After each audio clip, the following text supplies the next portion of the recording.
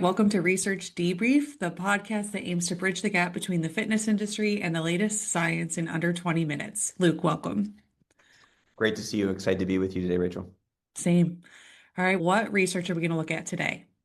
We're going to look at a big paper that was recently published on the topic of GLP-1 drugs and the type of exercise and the other strategies we need to probably incorporate so that we can minimize muscle loss. So the paper is published in a journal called Obesity Reviews, published just a few months ago. And this is a hot topic, right? So many of our consumers are on GLP-1 drugs, and GLP-1 drugs are incredibly effective for weight loss.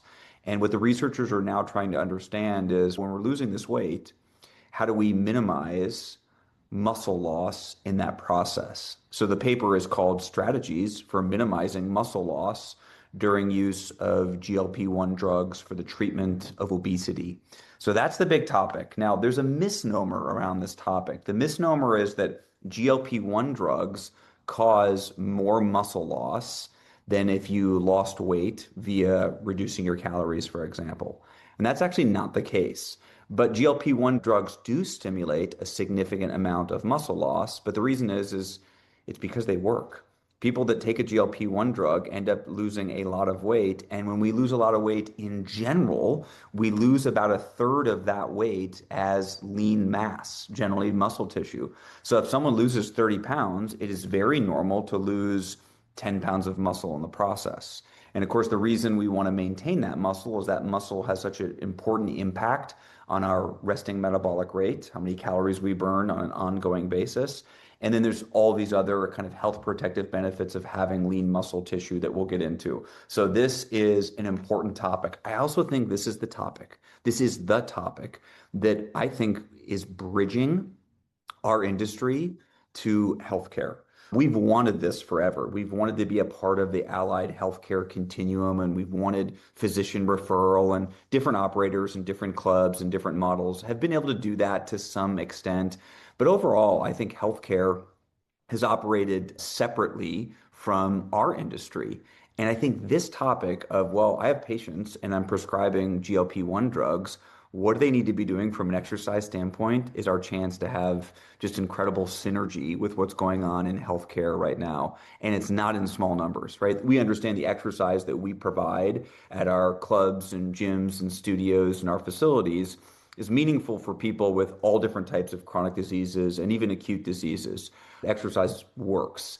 But you'd be hard pressed to come up with a single topic where we have such a huge percentage of the population engaging in or affected by that topic, right? And GLP-1 drugs is one of those. And this is a large percentage of the population. It's even a higher percentage of health club members. It fits the profile of a health club member is the profile of someone who takes a GLP-1 drug. And you might listen to that and say, well, no, that's not true. People that take GLP-1 drugs are people that don't want to exercise and they want a shortcut and they're lazy. And people that go to health clubs are about lifestyle choices and taking personal responsibility. That is just not the case. People that are members of our clubs are also utilizing GLP-1 drugs. And I don't think the focus here, Rachel, is are GLP-1 drugs a good solution long term? I don't think I feel, capable of commenting on that. We know that GLP-1 drugs work. What we want to talk about is what can operators do in our clubs and what's this research say about what do we need to do to minimize the muscle loss. So that's setting the stage. Yeah. No, great point. And you said it could be a bridge to healthcare, but I was just reading an article in the New York Times that said that people who are taking GLP-1s are also starting to exercise more. So it could also be a bridge towards engaging more people in fitness. Oh, absolutely. Yeah. The bridge is there. I'm not saying is it the chicken or the egg which is causing which, but we would love it if all of our primary care physicians that are prescribing GLP-1 drugs say, and believe me, this is what I think the physician should be saying is, it is irresponsible for me to prescribe this GLP-1 drug unless you are also engaged in exercise. And that's what this important paper really gets at. So I'll start off with kind of their summary statements, and then I'll give just a few key data points that are in the middle of the paper. So of emerging concern is the loss of skeletal muscle mass and function that can accompany rapid, substantial weight reduction. Such losses can lead to reduced functional and metabolic health, weight cycling, compromised quality of life, and other adverse outcomes. So that's the problem we're dealing with. Available evidence suggests that clinical trial participants receiving a semaglutide, a GLP-1 drug, for the treatment of obesity lost 10% or more of their muscle mass during a 68 to 72 week intervention, approximately equivalent to 20 years of age-related muscle loss. So the GLP-1 drug works, but we're just losing a lot of muscle. We're losing in 68 to 72 weeks. So let's just call it less than a year and a half. We are losing the equivalent of 20 years of muscle. Now, it's not the GLP-1 drug that's just targeting the muscle. It's Yeah. we're losing weight and we lose muscle when we lose weight. Okay. The ability to maintain muscle mass during caloric restriction induced weight reduction is influenced by two key factors: nutrition and physical exercise. They say nutrition therapy should ensure adequate intake and absorption of high quality protein and micronutrients, which may require the use of oral nutritional supplements. Their take home message is if you're on a GLP-1 drug, make sure you're receiving enough protein. And then here's the interesting part for us: concurrent physical activity, especially resistance training, has been shown to effectively minimize loss of muscle mass and function during weight reduction therapy. All patients receiving GLP-1 drugs for obesity should participate in comprehensive treatment programs emphasizing adequate protein and resistance training to preserve muscle mass and function.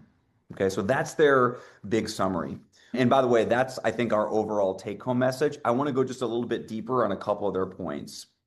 So, Please. in one of the studies that they go through, and this is a review of all the current literature, and of course, this literature is evolving, right? We have so many participants, so many people using GLP-1 drugs. We're going to have more research on this in the coming quarters and the coming years. But this is the recent review of the literature.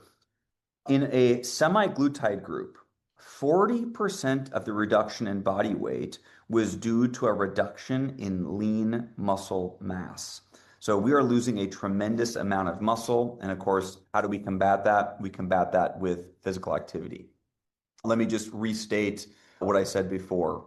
68 to 72 weeks of treatment approximates the average decline in muscle mass during 20 years of age-related muscle loss in older adults, people that are over 30 years of age. So we are really accelerating that muscle loss, and I said that, or they stated that kind of in their introduction. So from a physical activity standpoint, here's what they recommend. Both aerobic exercise and resistance training are widely recommended as essential components of a comprehensive obesity care plan. Some guidelines recognize that resistance training can promote the maintenance of muscle mass and function during weight reduction therapy. That's what a GLP-1 drug is. It's weight reduction therapy, and promote weight maintenance after cessation of weight reduction therapy. So if you stop the GLP-1 drug and you have been resistance training, you've been strength training, you have more muscle tissue, you are a more efficient calorie burner all the time. The authors go on to state, in addition, several systematic reviews and meta-analysis conclude that resistance training was effective for maintaining muscle mass during caloric restriction in people with overweight or obesity.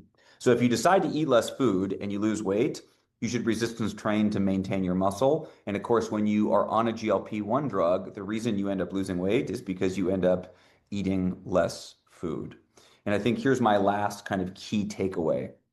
A long-term follow-up study of people with obesity who were treated with a GLP-1 drug has shown that discontinuation of therapy was accompanied by weight regain, as well as the return of the cardiometabolic risk factors. This is like high blood pressure, prediabetes.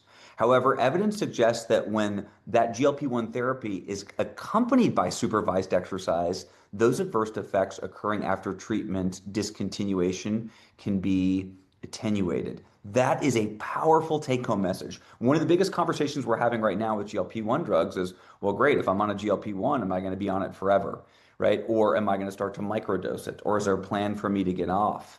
What this paper is saying is, if you get off that GLP-1 drug, according to the research, you regain the weight, you regain the risk factors for things like cardiovascular disease, unless you are engaged in exercise.